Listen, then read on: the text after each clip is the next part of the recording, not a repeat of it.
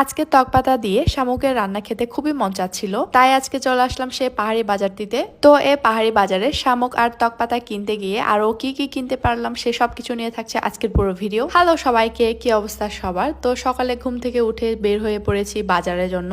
বাইরে প্রচুর রোদ আর সকাল টাইমেও আমার কিছু খাওয়া হয় নাই, তো চলে গেলাম টেস্টিতে। এখানে এসে নিয়ে দিলাম একটা চিকেন বার্গার। এখন প্রায় 11টা বাজে, বাইরে প্রচুর রোদ, তো দেখেন আমার চেহারা অবস্থা।